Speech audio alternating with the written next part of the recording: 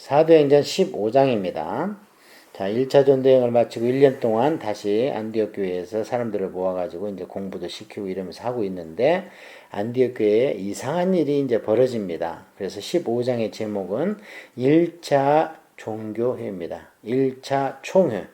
지금 많은 총회로나 또는 세계 여러 교회 평회라든지 여러 모임이 있습니다만은, 사실은 여기 15장이 1차로 교리적인 문제를 가지고 예루살렘에서 총회를 하는 걸 보면서 우리가 교회의 모임이 어떠해야 되는지 잘 나타나 있고 하는 것을 우리가 볼 수 있고, 그때 그 주제가 무엇이었는가, 총회 주제가 무엇이었는가를 우리가 볼 수 있습니다. 어떤 사람들이 유대로부터 내려와서 형제들을 가르치되 너희가 모세의 법대로 할례를 받지 아니하면 능히 구원을 받지 못하리라 하니, 할례당의 구원관입니다. 그러니까 할례당의 구원관의 1차, 예수님을 믿어야 된다. 이건 알기 때문에 기독교로 왔습니다. 그러나 예수님을 믿는데 부수적으로 어떻게 해야 되느냐? 할례를 받아야 된다는 거예요. 할례를 받는 거 모세의 법, 이게 이제 모세 오경 아닙니까? 이제 레위기를 중심으로 한, 나머지는 다 우리가 그냥 공부하면서 구약을 지나쳤지만, 레위기의 정신은 신약 시대에 많이 이제 전수된 건 사실입니다. 뭐 거룩해야 된다라든지 뭐 이런 것들이. 그래서 모세의 법대로 할례를 받아라. 이렇게 해서 이제 구원이 두 가지예요. 예수 그리스도의 십자가 플러스 할례. 이렇게 이제 주장을 하고 있는데, 이게 얼마나 이제 설득력은 있죠, 사실. 오늘날도 우리 신약 시대에 어떤 분들이 그래요. 토요일 안식일 지켜야 우리가 구원받는다, 이렇게 이제 얘기를 하다가 제가 한번 이렇게 대화를 해봤어요. 그러면은 토요일날 주일로 안 지키면 주일로 안 지키면 구원 못 받습니까? 그런데 구원 받는다네. 그런데 그러면 뭐가 틀립니까? 얘기 물어보니까 구원 받은 자는 토요일날을 안식일로 지켜야 된다는 거예요. 구원 받은 자는. 그럼 그 말이 그 말이죠. 그런 것이 더 있을 수 없습니다. 바울은 뭐라고 말씀하냐면 이날이나 전날이나 어떤 날을 특정하지 말고 이렇게 얘기를 했습니다. 그래서 우리가 시간이나 물질을 이제 특정하는 것은 구약의 정신입니다. 이제는 신약 시대는 시간이나 물질이나 다 하나님 거고, 사실은 우리한테 허락해 주신 게 하나님의 권한이요. 그것은 하나님 뜻대로 써야 그게 허비하지 않는다. 그래서 우리가 주님께 책망을 받지 않는다. 이런 사상을 이제 갖고 있어야 되는 거지요. 그래서 십자가 플러스 알파는 절대 없습니다. 더 이상 구원에 한해서는 없습니다. 바울 및 바나바와 그들 사이에 적지 않은 다툼과 변론이 일어난지라. 형제들이 이 문제에 대하여 바울과 바나바와 및 그 중에 몇 사람을 예루살렘에 있는 사도와 장로들에게 보내기로 작정하니라. 보내기로 한 거죠.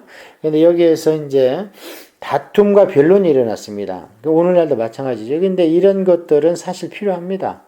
사도 바울은 끝까지 얘기를 합니다. 다소 변론과 다툼이 있어야 진리가 드러난다.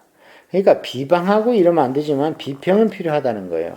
그래서 무엇을 잘못 알고 있으면 성경을 가지고 서로 다투고 변론 이렇게 함으로 해서 진리가 지켜지는 거죠. 그냥 뭐 이 상황에서는 이 설교했다가 저 상황에서는 저 설교했다가 그 많은 사람들로부터 호응을 받았을지 몰라도 진리가 명확하지 않으면요, 선과 악이 구분이 안 됩니다. 좌편, 우편이 구분이 안 됩니다. 근데 성경은 사도 바울이나 예수님이나 전부 설교를 하고 나면 반드시 좌우가 확실하게 구분이 납니다. 칼바르트는 이것을 비유컨대 대해에 어떤 큰 배가 지나가면 물결이 그냥 바다가 하나 있는 줄 알았는데 배가 쫙 지나가니까 좌우로 확실하게 갈린다, 물길이. 그것처럼 복음이 제대로 선포되면 거기 호응하는 자와 적대하는 자가 일제히 일어나는 거예요. 그것이 없으면 인간적으로 어떻게 존경받고 어쩐지 모르고 사람들이 모일지는 모르지만 그건 진리의 선포라고 볼 수는 없습니다. 자, 여기에서 바울과 바나바만 간 것이 아니라 그 중에 몇 사람이 같이 갔다는 거예요. 거기에다가 갈라디아서 2장 1절 이렇게 쓰시고, 디도를 내가 데리고 갔다. 14년 후에. 이렇게 갈라디아서를 기록할 때에 사도 바울이 얘기를 합니다. 그럼 어떻습니까, 지금? 1차 전도 여행에서는 누구를 만난 적이 없습니다. 사도 바울의 전도여행 1, 2, 3차를 우리가 추격한다면 1차 전도여행은 시험적 단기 전도입니다. 2차 전도여행은 사역자를 만나는 중장기 전도여행이에요. 3차 전도여행은 서신서를 기록하는 장기 전도여행이 됩니다. 특정이 한마디로 얘기하면 그렇습니다. 그런데 이 디도라는 분을 여기 보면 1차 전도여행 후에 예루살렘에 데려가는데 그때 주제는 뭐냐? 할례를 꼭 받아야 되냐? 그게 구원의 조건이냐 아니냐? 이것 때문에 하는데요. 놀랍게도 갈라디아서에 보면 디도는 부모, 그러니까 양쪽으로 전부 헬라인입니다. 완전 이방인이죠? 그런데 할례를 행하지 않았습니다. 그래서 샘플로 데리고 가는 거예요, 지금 예루살렘에. 자, 보라. 이 지금 완전 순수한 헬라 혈통을 갖고 있는 디도가 이렇게 믿음이 좋고 신실하다. 그런데 여기에서 지금 어떤 구원관이나 뭘 한번 문답을 해봐라. 당신들 못지않게 정통하게 구원관을 갖고 있는데, 자, 이거 할례를 안 받아도 이렇게 하나님을 확실히 증거하고 있다. 이게 샘플로 아마 동의를 한 것 같습니다. 나중에 이제 공부하겠지만 디모데는요, 아버지가 헬라인이고 엄마가 이제 히브리인이에요. 그런데 할례를 행했습니다. 왜냐하면 아버지가 헬라인이라는 것을 사람들이 알기 때문에 또 회당에 들어가면 그거 터집자언니라고 말씀 전할 시간을 잃어버릴까봐 아예 할례 하자. 그러니까 디모데가 오케이. 내가 전도에 방해된다면 할례 하죠. 하면서 할례를 해버리고 마는데, 그러니까 사도 바울은요, 복음 전도에 완전히 거기에 올인했기 때문에 이거는 이렇게 큰 일, 만약에 구원의 어떤 조건을 붙인다면 그건 용납이 안 되지만 다툼거리에 있어서 뭐 할례를 행하나 안 하나 이런 거는요 전혀 구애받지 않습니다. 내가 헬라인에게 헬라인 같이, 야만인에게 야만인 같이, 박사들하고 얘기할 때는 박사 수준으로 변론하고, 그 다음에 동네에서 그냥 그 촌부들하고 전도할 때는 그냥 거기에 맞춰가지고 전도하고 이런 것을 우리가 많이 볼 수 있어요. 그들이 교회의 전송을 받고 베니게와 사마리아로 다니며 이방인들에게 죽게 돌아온 일을 말하며 형제들을 다 크게 기쁘게 하더라. 그러니까 예루살렘에 가면서도 그냥 가지 않습니다. 베니게는 지금 페니키아거든요.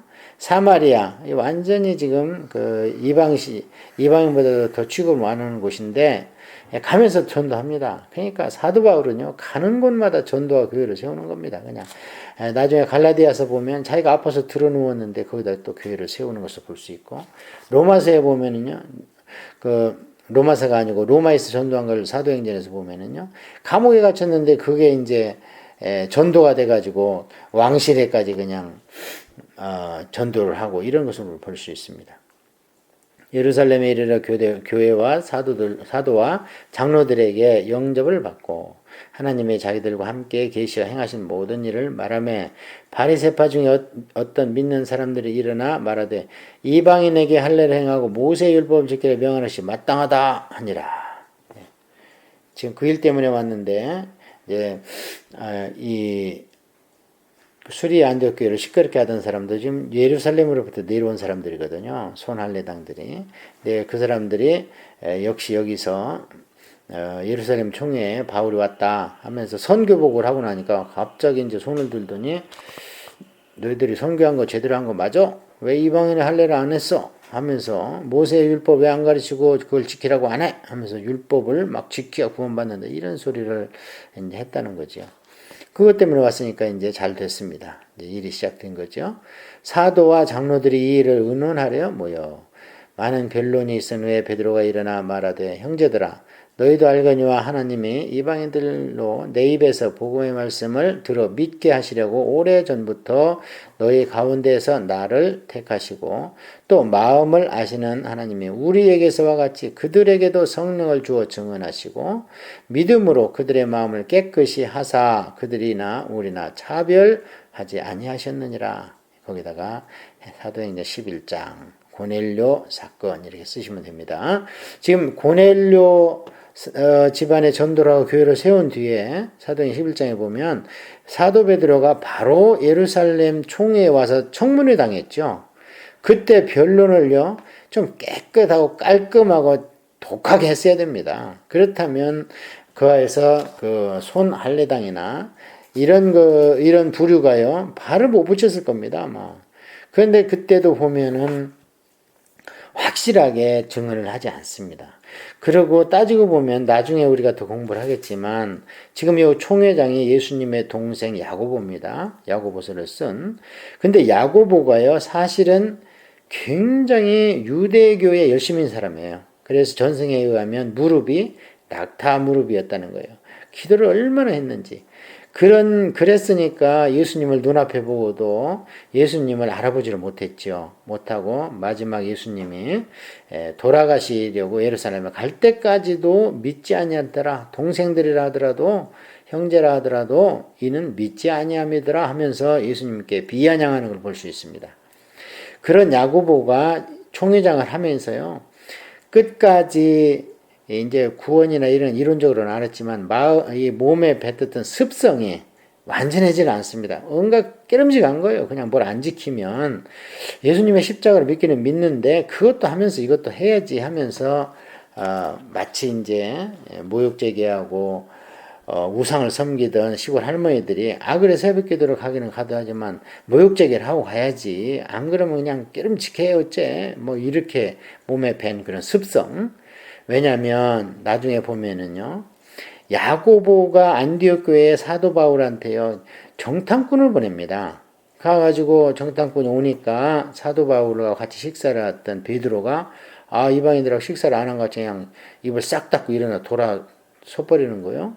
그러니까 바나바도 아이고 베드로가 그러면 나는 도와지 하면서 또 아무것도 안 먹은 것처럼 입을 싹 닦으니까 그냥 사도 바울이 얼마나 거기서 역정을 내면서 베드로라 하더라도만 내가 꾸짖었다 이런 얘기를 한 걸 봤을 때에 사도 바울의 선교와 목회 현장인 수리 안독교회에 야고보가 그런 사람을 보냈다는 것은 아직도 야고보도 그런 것을 다 청산하지 못하였다. 그런 것을 볼 수 있어요. 자, 여기서 우리가 주목할 것은요, 키포인트가 차별하지 않는다는 겁니다. 굉장히 중요한 겁니다, 이게. 구약시대의 유대인들은요, 이방인들을 그냥 숨쉬는 짐승이다. 이런 정도로 취급을 하지 않았습니까? 왜냐하면, 사도 베드로를 하나님께서 책망하실 때에 그 부정한 짐승을 먹어라 그랬잖아요. 그때 보면 부정한 짐승이 이방인이다 이렇게 해석을 하잖아요. 성령님께서 베드로한테. 그 정도로 그들의 생각 가운데는 차별이 있었습니다. 비록 유대인들이 로마의 압제하에서 육신적이나 정치적으로는 핍박을 받고 있지만 우리는 선민이었고 우리는 너희들하고 차원이 다르다 이런 생각을 하고 있었던 겁니다. 그런데 여기서 사도 베드로가 엄청난 말을 하는 거죠. 우리와 차별하지 아니했다. 이것이 거기다 써놓으세요. 에베소서 2장입니다. 베드로의 이 말씀을 나중에 사도 바울이 로마 감옥에 갇히면서 기도 중에 새로운 계시를 받았다 하면서 쓴 게 에베소서인데요. 에베소서는 한마디로 얘기하면 교회론입니다. 그것이 교회론에서 제1단계가 화목했다는 거예요. 막힌 담을 헐어버렸다는 거예요. 그런데 거기 2장에 잘 보면요. 화목이와 막힌 담을 헐었다는 것이 하나님과 인간의 막힌 담과 화목을 헐었다는 게 아닙니다. 잘 보면 이방인과 유대인의 막힌 담을 예수님이 헐어버렸다는 거예요. 그러니까 에베소서에 쓴 화목과 다른 서신에서 특히 로마서에 쓴 화목하고는 그 적용하는 기준이 틀립니다. 에베소서에서 주목할 단어가 화목과 그 다음에 우리라는 단어입니다. 우리가 사복음서도 잘 보면요. 마태, 마가, 누가복음은 앞에 그래도 전개 썼습니다. 60년대, 70년대 AD. 그때는 그 개별 구원이나 개별 전도나 이런 걸 주님께서 쭉 말씀을 하시는 것 같이 이렇게 인자로서 주님의 행적을 기록했는데요. 마지막에 사도 바울이 AD 96년 정도에 쓴 요한복음에 보면요. 거기는 그냥 우리라는 단어가 그렇게 많이 나옵니다. 그래서 성경에서 신약 성경에서 우리라는 단어를 다른 말로 표현해라 그러면 그 단어가 교회입니다. 교회예요. 그래서 에베소서 2장에 화목회면에서 우리라는 단어가 에베소서에 굉장히 많이 나와요. 그게 뭐냐? 교회라는 거예요. 그래서 이제 차별이 없이 주님께서 우리가 하나 되게 만들었다. 그러니 우리가 다 연합해서 또 하나님과 화목하자, 하나 되자. 이렇게 구원의 논리, 또 교회론의 논리가 전개되는 것입니다. 그런데 지금 너희가 어찌하여 하나님을 시험하여 우리 조상과 우리도 능히 매지 못하였던 멍에를 제자들의 목에 두려느냐. 이게 구약을 압축한 거지요. 인간은 율법을 지킬 수도 없고 지키지도 못하는 게 우리의 육신이다. 이게 조상들과 우리도 능히 못 매지 않느냐. 지금 레위기 갖다 놓고 뭐 제대로 지키지 못하니까 자꾸 해석만 하고 그러고 있는 거 아니냐 하면서, 그것을 어떻게 이방인들에게 또 가서 목을 그냥 멍에를 목에 막 들여놓으려고 하느냐. 그러나 우리는 그들이 우리와 동일하게 주 예수의 은혜로 구원받는 줄을 믿노라 하니라. 온 무리가 가만히 있어 바나바와 바울이 하나님께서 자기들로 말미암아 이방인 중에 행하신 표적과 기사에 관한 말하는 것을 듣더니, 자, 실제로는 일어났다는 간증을 듣고 그걸 뒷받침하는 교리를 베드로가 설명을 해버리니까 꼼짝마죠. 그냥 책상에 앉아서 구원론이 어쩌고 저쩌고 얘기한 이 바리새인들이요 꼼짝 못하는 겁니다. 지금 실전에서 야전 사령관이 와가지고 실제로 전쟁 중에 일어났던 일을 얘기를 하는데 그 뒷받침을 베드로가 딱 논리적으로 하고, 조금 있다 보면 야고보가 그냥 아모스서를 갖다 들이대면서 하니까요 꼼짝 못하는 겁니다. 그래서 이론으로 박식한 사람들은 사실 많이 알고 믿음이 있는 것 같지만 그건 많이 아는 지식이 있는 거지 믿음이라고 딱 단정 질 수는 없는 겁니다. 물론 그런 경우에 믿음이 선행같이 병행되는 사람도 많이 있지만, 그러니까 하느님이 우리를 통해서 무엇을 했느냐, 그리고 어떤 사명을 감당하고 있느냐가 중요한 것이지 뭐 그냥 말로 청산유수같이 소용없는 겁니다. 말을 마침에 야고보가 대답하여 이르되 형제들아 내 말을 들으라. 이제 총회장이 일어났습니다. 변론 다 하고 베드로가 마지막으로 바나바와 사울 편에서 변론을 한 뒤에 증거를 이제 고넬료 집 전도 사건으로 증거를 하니까 다 조용하니까 이제 야고보가 일어나서 결론을 내립니다. 총회장입니다. 지금 참 예수님 동생으로서 야고보가 언제 이렇게 변했겠는가? 고린도전서 15장이 부활장인데요. 거기에 보면 예수님께서 부활하시고 승천하시기 40일 동안에 야고보를 혼자 만나셨답니다. 그래서 야고보를 완전히 변화시켰고, 그 다음에 야고보가 동생들, 유다서를 쓴 유다, 뭐 요셉, 시몬 이렇게 네 명의 이제 남동생이 있는데요. 완전히 전도를 해가지고 예수님 승천할 때 그들이 마가의 다락방에서 완전히 이제 오순절에 성령을 받는 것을 볼 수 있습니다. 거기에 모친과 형제도 있더라. 이렇게 사도행전 1장에 기록되어 있죠. 그래서 형제들을 하나도 빠지지 않고 전부 다 나중에 예수님이 구원하신 것을 볼 수 있는데요. 그 야고보가 이렇게 많이 큰 겁니다. 지금 총회장이 돼가지고 대사도 베드로가 그 밑에서 사역을 하는 것을 볼 수 있습니다. 자, 야고보가 이제 결론을 내릴 때요. 말을 마치며 야고보가 대답하여 이르되 형제들아 내 말을 들으라. 하나님이 처음으로 이방인 중에서 자기 이름을 위할 백성을 취하시려고 그들을 돌아보신 것은 시므온이 말하였으니, 시므온은 이제 베드로죠. 베드로의 이름이 베드로, 그 다음에 바요나 시몬 할 때 바요나는 바는 아들이라는 뜻이에요. 근데 바요나가 아니라 바요한이죠. 그러니까 요한의 아들 시몬아, 이것을 그냥 우리 초기에 번역하는 분들이 바요나 시모나 그래가지고 무슨 호인가 이게 바요나가 뭔가, 근데 요한의 아들 시모나 이렇게. 또 그 다음에 베드로를 또 다른 말로 하면 게바, 이렇게 이름이 여러 가지인데 여기서는 꼭 시몬이라고 이제 구약적 냄새가 나는 이런 호칭으로 불렀습니다. 선지자들의 말씀이 이와 일치하도다 기록된 바, 거기다 아모스서 9장 이렇게 써놓으세요. 9장 11절. 이미 아모스는 지금 이게 북쪽 이스라엘을 마지막 경고를 했거든요. 호세아 선지자가 위치니까 뭐 사역을 못하게 하고, 그래서 아모스가 이제 남쪽 유다 사람인데 저 북쪽에 가서 위친 사람인데요. 뭐라고 외쳤는가? 구약 때 이미 선지자들이 말씀 이와 일치하는 기록된 바 이후에 내가 돌아와서 다윗의 무너진 장막을 다시 지으며 또 그 허물어진 것을 다시 지어 일으키리니 이는 그 남은 사람들과 내 이름으로 일컫는 뭘 받는 모든 이방인들로 주를 찾게 하려 함이라 하셨은즉, 즉 즉 예로부터 이것을 알게 하신 주의 말씀이라 함과 같으니라. 예, 그러니까 이미 BC 722년도에 북이스라엘이 망했습니다. 그러니까 BC 8세기에 아모스 선지자를 통해서 이방인들도 구원받는다는 것을 선포했다. 예, 이후에 내가 돌아와서 이건 바벨론 포로 이후에 회복될 걸 얘기하거든요.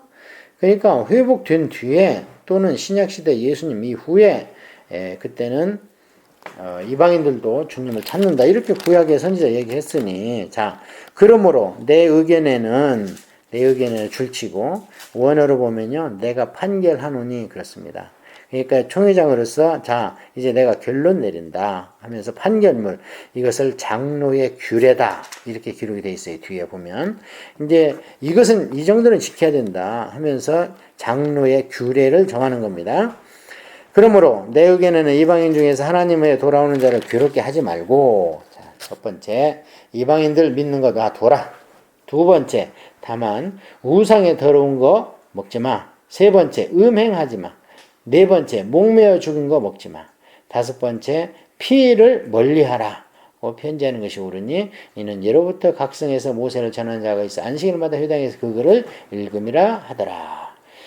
자, 이게 지금 여기 이제 5가지 나왔습니다. 그러면 이것을 지켜야 구원받는가? 아닙니다. 이것은 덕목이라는 거예요. 구원받은 자의 열매라는 거예요. 구원받았으면 최소한 이방인들의 전도되는 거 막지 마라. 그 다음에 우상의 것을 먹으면 어떡하겠는가? 구원받았다면서. 그 다음에 음행은 2가지로 해석할 수 있습니다. 아직 구약적 사고를 갖고 있다면 우상숭배고, 신약적 사고를 갖고 있다면은 진짜 육신적 음행. 그러니까 예수님이나 우리 기독교에 싫어하는 모든 것들, 그런 것들. 그 다음에 목매어 죽인 거. 이거 이제 오늘날 유대인들은 코샤 음식이라고 그러죠. 코샤. 그래서 목매어 죽인 건 뭐냐면 그 안에 피가 있잖아요, 동물이. 그러니까 피를 쏟아내야 되잖아요. 그게 이제 이게 이 모슬렘 애들도 이제 구약을 지키기 때문에 그들은 이것을 할랄이라 그래요.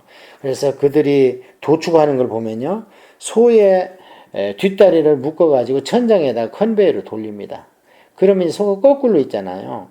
그러면 날카로운 칼로 목을 이렇게 싹 빕니다. 그러면 이제 척추뼈가 있기 때문에 목은 안 떨어지죠. 그리고 피는 쫙 밑에서 받는 통이 있어가지고 이제 쭉 흐르게 되어 있습니다. 그런 식으로 도축장이 되어 있습니다. 여러분도 이제 볼 수 있을 겁니다. 이게 유튜브 같은데 할랄 식품이 뭡니까? 이렇게 치면은 나올 겁니다. 그 다음에 그러니까 이제 유대인들은 코샤라는 자격증이 있고 그들은 할랄이라는 그런 자격증이 있어요. 그래서 피를 먹지 말라. 이렇게 5가지를 정했다. 그런 것을 우리가 장로의 규례를 볼 수 있는데요. 이것은 다시 말씀드리지만 그들이 이것을 지켜야 구원받는다는 게 아닙니다. 구원받았다면 이 정도는 지켜야 양심에 꺼리낌이 없이 구원을 유지하지 않겠는가. 이렇게 우리가 레위기 공부할 때도 그랬어요. 레위기가 구원을 받아라 하는 책이 아니라고 그랬습니다. 구원은 이미 유월절 어린 양의 피로 받았습니다. 그러면 구원받은 사람들이 레위기를 지켜야 하나님의 속성인 거룩, 성결과 정결과 청결 이런 걸 유지할 수 있지 않느냐. 최소한 하나님의 선민이라면 그런 차원에서 레위기를 생명과 평강의 법칙이다. 병 걸리지 않고 오래 살 수 있는 법칙이다. 이렇게 말라기서의 마지막에 내가 레위와 맺은 언약은 생명과 평강의 법이라. 이렇게 회고한 걸 볼 수 있어요. 이것도 마찬가지입니다. 자, 이렇게 해서 1차 종교회의 결정문이 내려왔습니다. 그러면 이걸 이제 써가지고 휴대해야 되겠죠. 가서 읽어주고 나눠주고 이제 가는 곳마다 이것을 한 번씩 낭독을 해줘야 되지 않습니까? 이에 사도와 장로와 온 교회가 그 중에서 사람들을 택하여 바울과 바나바와 함께 안디옥으로 보내기를 결정하니 곧 형제 중에서 인도자인 바사바라 하는 유다와 실라더라. 그러니까 이제 유다와 실라가 따라갑니다. 왜냐하면 그냥 편지만 쑥 가져가면 지금처럼 무슨 통신 발달이 안 됐기 때문에 또 이것은 위조다 또 이러면서 문제가 생길 거 아닙니까? 그러니까 예루살렘 총회에 있던 나중에 보면 이런 선지자라 그래요. 이 사람들은. 이 두 사람을 따르려 보냅니다. 그 편에 편지를 붙여 이르되 사도와 장로된 형제들은 안디옥과 수리아와 길리기아에 있는 모든 형제들에게 문안하노라. 들은즉 우리 가운데서 어떤 사람들이 우리의 지시도 없이 나가서 말로 너희를 괴롭게 하고 마음을 혼란하게 한다 하기로. 그러니까 아직은 그들을 파송한 게 아니에요. 파송한 게 아니고 이 할례당의 주류를 이루기 때문에 그 중에서 일부가 그냥 야 안디옥 교회 가니까 사도 바울이 말이야 할례도 안 하고 그냥 막 세례를 주고 그러면 성령이 임한다고 그러고 그런다더라. 근데 이 소문은 아마 돌아간 마가가 예루살렘으로 돌아갔다고 그러잖아요. 1차 전도여행 중에. 마가가 안디옥 교회에 가서 일부 선교 보고를 하면서 그런 얘기를 하자 사도 바울의 반기를 들고 마가와 뜻을 같이 한 사람들로 인해서 그런 세력이 형성됐다 이렇게 봅니다. 그런데 그렇다고 해서 총회에서 그걸 의결한 건 아닙니다. 그리고 파송한 것도 아닌데 그냥 자기 멋대로 간 거예요. 뭐 자기들은 이걸 열심이라고 생각했겠죠. 그래? 교회가 그러면 되나? 하면서 이제 몇 명이 가가지고 수리 안디옥 교회에 가가지고 그런 난리를 피기 때문에 바나바와 바울이 지금 온 거 아닙니까? 그런데 여기서 결정문을 보니까 우리 지시도 없이 지멋대로 갔다는 거예요. 그렇게 해서 너희를 괴롭게 하고 마음을 혼란하게 한다 하기로 사람을 택하여 우리 주 예수 그리스도의 이름을 위하여 생명을 아끼지 아니하는 자. 여기까지가 바나바와 바울의 설명입니다. 자, 두 번째, 우리가 사랑하는 자. 이렇습니다. 그러니까 바나바와 바울을 완전히 인정한 거죠. 예. 이제 사람을 택해서 우리 주 예수 그리스도의 이름을 위하여 생명을 아끼지 않은 자. 또 우리가 사랑하는 바나바와 바울과 함께 너희에게 보내기로 만장일치로 결정하였노라. 그리하여 유다와 실라를 보내니 그들도 이 일을 말로 전하리라. 유다와 실라가 구두로 전하고 편지로 이제 가는 것보다 낭독을 하면서 그걸 보증하는 거지요. 성령과 우리는 이 요긴한 것들 위에는 아무 짐도 너희에게 지우지 아니하는 것이 옳은 줄 알았노니 우상의 제물과 피와 몸에 죽인 것과 음행을 멀리하라 하니라. 멀리 할지니라. 이에 스스로 삼가면 잘 되리라. 평안함을 원하노라 하였더라. 자, 어떻습니까? 이것을 하면 어떻게 하던데요? 구원받는다 그래요? 아니잖아요. 이걸 하면은 잘 되리라. 평안하리라. 유지할 수 있다는 거예요. 양심에 꺼리낌이 없다는 거예요. 이 정도는 해야지. 어떻게 예수님 믿는다 그러면서 절밥뭘 먹는다든지 막 이런 그 당시에는 정말 우상이 들끓어가지고 우상에 바친 재물이 엄청 많다고 그러잖아요. 고린도서에 보면. 그래서 여기 중요한 것은 결정문을 쓸 때에 성령과 우리는 여기 출처됩니다. 오늘날 총회나 어떤 교회 회의에서 반드시 결론은요. 양심에 꺼리낌 없이 이 말이 쓸 수 있어야 돼요. 성령님과 우리는 이렇게. 양심에 예를 들어서 돈을 뿌려가지고 총회장이 됐다. 총회장 취임사를 하면서 성령과 나는 이렇게 얘기할 수 있습니까? 예, 그럴 수 없을 겁니다. 그러니까 성령이라는 분이 우리와 함께 역사하셨다는 얘기가요.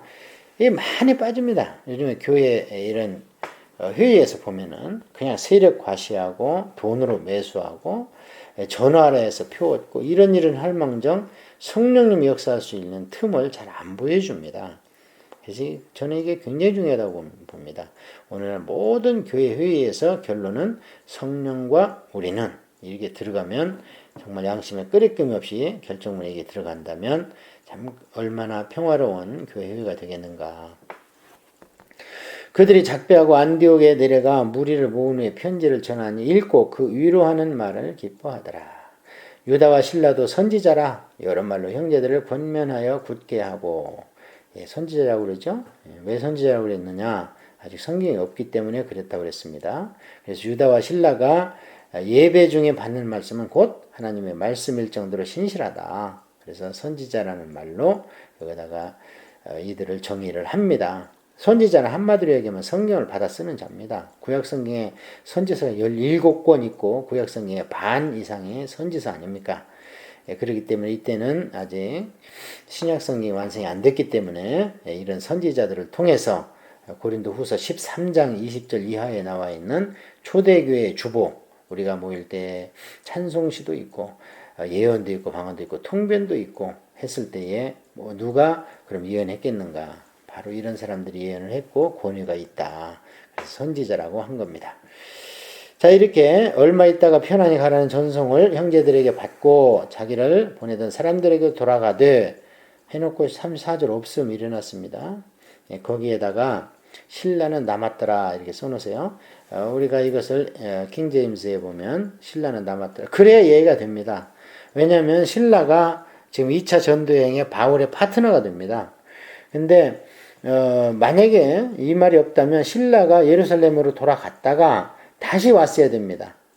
그런데 이 시간상으로 보면 그게 짧은 길이 아닙니다. 지금 BCD 수리 안디옥 교역 예루살렘이요.